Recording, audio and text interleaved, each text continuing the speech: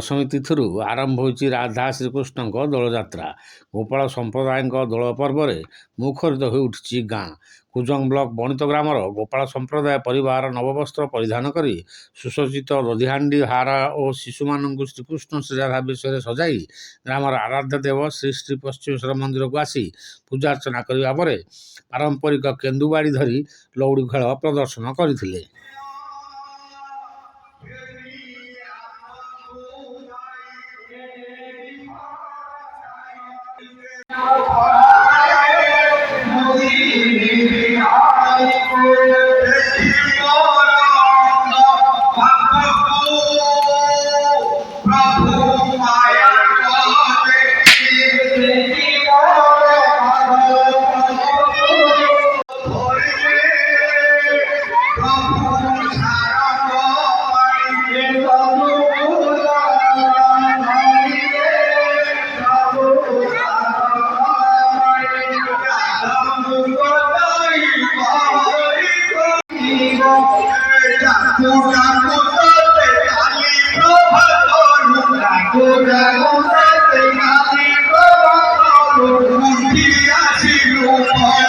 ଗୋପାଳ ପରିବାରଙ୍କ ସ୍ୱଗୃହରେ ସପରିବାର ନବବସ୍ତ୍ର ପରିଧାନ କରିବା ସହିତ ଇଷ୍ଟଦେବ ଶ୍ରୀକୃଷ୍ଣ ଓ ଶ୍ରୀରାଧାଙ୍କ ନିକଟରେ ଆରିସା ପିଠା ଭୋଗ କରିଥାନ୍ତି।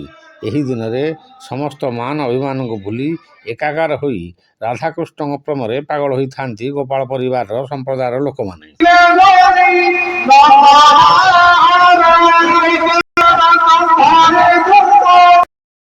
ମନ୍ଦିର ପୀଠରେ ଲଉଡ଼ି ଖେଳ ସାରିବା ପରେ ନିଜ ନିଜର ଦଧିଭାରକୁ କାନ୍ଧରେ ବାହି ଗ୍ରାମଦାଣ୍ଡରେ ପରିକ୍ରମା କରିଥାନ୍ତି ଓ ମନ୍ଦିରର ଦୋଳମଣ୍ଡପ ପରିକ୍ରମା କରିଥାନ୍ତି।